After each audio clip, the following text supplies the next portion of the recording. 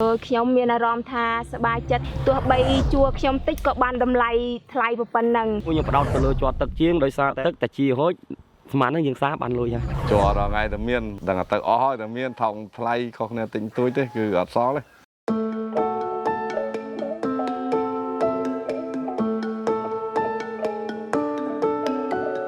តាំងពីអត់ទាន់បានធ្វើកិច្ចសន្យាកសិករគាត់ពិបាកលក់មែនទែនតាមតែឈ្មោះឲ្យតម្លៃវាអត់ទាញទាត់2000ទៅ2100ខ្ញុំទៅជ័យព្រឹកឡើងទៅខ្ញុំបកកទុកមកយប់ទៅព្រឹកឡើងបានខ្ញុំបកទៅលក់ខ្ញុំយួរអាស៊ីចទៅបកកទៅកោវាឲ្យសពអាចបានវាកោបានបើកាលណាកោអត់សពក៏វាឆៅអត់កោល្អដែរលោកស្រីរួមទៅភូមិនឹងអត់មានអ្នកមកទិញជួទឹកទេគាត់មានតែឈ្មោះទិញជួកងក្រោយបានអង្គការ ANN សម្របសម្រួលធ្វើកិច្ចសន្យាចរចាជាមួយឈ្មោះក្រុមរបស់នាងខ្ញុំលក់ទៅរៀងមានតម្លៃបានថ្លៃដែលតាមអគ្គនាយកដ្ឋានគាត់ចេញតម្លៃមកទៅយើងលក់ទៅបានតម្លៃស្មើគ្នាឆ្នាំ2004តម្លៃ2007ដល់មកឆ្នាំហ្នឹងតម្លៃបាន2008 2009ក្នុង1គីឡូដែលខ្ញុំទាំងអស់ពីហាត់ខ្សែមកវេនបើជួនកាលខ្ញុំវាយថ្នាំបាន200,000ទៅ22ខ្ញុំមានអារម្មណ៍ថាសប្បាយចិត្តទោះបីជួខ្ញុំតិចក៏បានតម្លៃថ្លៃប៉ុណ្ណឹងគម្រោង AN ដែលគាត់ជួយហ្នឹងរយៈពេលប្រហែលឆ្នាំហ្នឹងគឺគាត់មកគឺគាត់ពង្រឹងសមត្ថភាពក្រុមរៀបចំក្រុមផលិតហើយនឹងរៀនវគ្គបណ្ដុះបណ្ដាលលើក្រសួងជារៀងរាល់ខែក៏ជួយសម្របរួលទៅដៃគូអ្នកទិញខ្ញុំរងថ្ងៃខ្ញុំទិញជ័រកងនៅសហគមន៍ពពេលខ្ញុំទិញក្នុងមួយថ្ងៃបានចន្លោះ10តោនទៅ10តោនជាងតម្រូវការជ័រមានប្រមាណក៏មិនសល់ដែរទីផ្សារហ្នឹងគឺគោលដៅហ្នឹងវាកំណត់វាអត់ទាន់បានបើកាលណារោងចក្ររាំងតម្លៃគ្រាន់បើយើងដាក់រោងចក្របើខាងវៀតណាមគាត់បានតម្លៃដែរយើងទៅខាងវៀតណាមសម្រាប់មន្ទីរគឺយើងបានសហការជាមួយអង្គការ SNN បានរៀបចំកិច្ចសន្យាទិញលក់ជ័រកស៊ូជាមួយនឹងឈ្មួញកដាលសហគមន៍មាន3និងក្រុមផលិតកស៊ូ1គឺយើងមានគោលបំណងបង្កើនផលិតផលដែលមានគុណភាពបង្កើនតម្លៃនិងភាពជឿទុកចិត្តគ្នារវាងអ្នកផលិតនិងអ្នកទិញ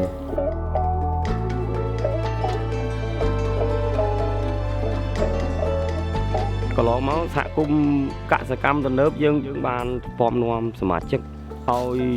ចេះជួយផលិតជ័រទឹកដើម្បីលក់ជូនក្រុមហ៊ុនហ្នឹងយើងគិតថាផលប្រយោជន៍ចំណេញបានច្រើនណាស់មិនប៉ះពាល់សុខភាពដើមកស៊ូមិនខូចជីវៈចម្រុះនៅក្នុងដីមិនប៉ះពាល់ដល់អ្នកផលិតដូចជាអាស៊ីតបកកអំបិលបកកហ្នឹងវាសិតតែបាទលមាស់ដៃឬមួយក៏យើងអាចប៉ះពាល់ទៅលើផ្លូវដង្ហើមរបស់យើង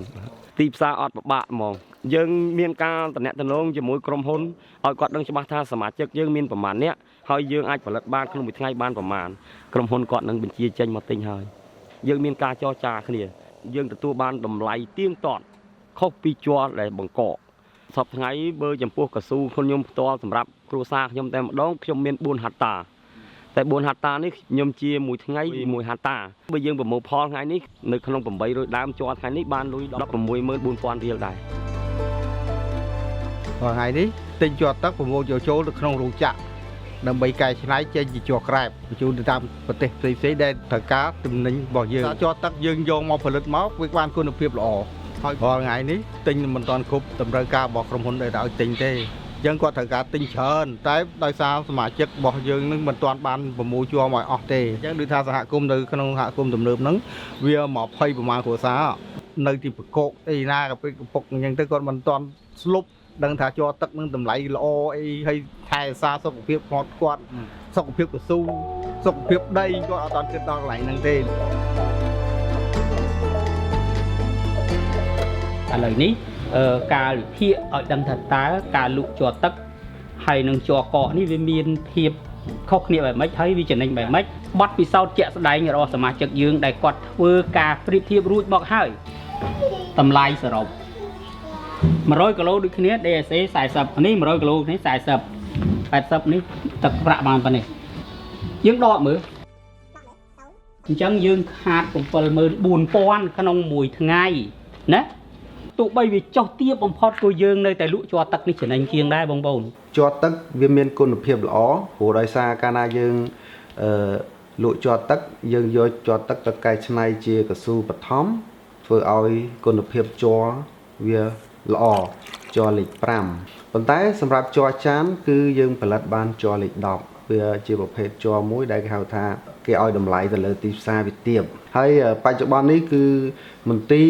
បានសហការជាមួយអង្គការដៃគូនិងចុះណែនាំពន្យល់គាត់បន្ថែមពាក់ព័ន្ធទៅលើគុណសម្បត្តិនៃការលក់ជ័រទឹកនេះ នៅក្រោមការឧបត្ថម្ភរបស់អង្គការស្វាម FNN បានធ្វើការសម្របសម្រួលចងក្រងសហគមន៍ក៏ដូចជាក្រុមផលិតជុំវិញ20ក្រុមហើយយើងពង្រឹងសមត្ថភាពរបស់គាត់ដើម្បីឲ្យគាត់ប្រមូលផ្ដុំជាកម្លាំងហើយលក់រួមគ្នាហើយយើងគ្រប់គ្រងគាត់ជាទាំងជ័រកកហើយនិងជ័រទឹកជាសរុបទៅយើងលើកទឹកចិត្តឲ្យសហគមន៍ដែលមិនទាន់បានលក់រួមគ្នាយើងជំរុញលើកទឹកចិត្តឲ្យគាត់លក់រួមជាក់ស្ដែងឆ្នាំនេះ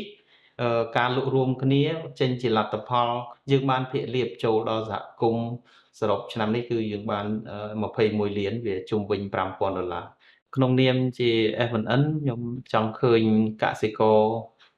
ងាកមកការផលិតជ័រទឹកឲ្យបានច្រើនវិញព្រោះថាអាចកែច្នៃទៅជាផលិតផលកស៊ូបឋមនឹងបានច្រើនមុខច្រើនប្រភេទហើយចំពោះទីផ្សារក៏ទូលំទូលាយដែរនៅអឺរ៉ុបគេត្រូវការតាមការផ្ដល់ព័ត៌មានពីក្រុមហ៊ុនចការកស៊ូមីមុតគាត់បានជម្រាបថាយើងបាននាំចេញទៅអឺរ៉ុបមានអេស្ប៉ាញហើយលុចសំបួរហើយនៅទីផ្សារអាស៊ីមានតៃវ៉ាន់សិង្ហបុរីថៃហើយនិងវៀតណាមបាទ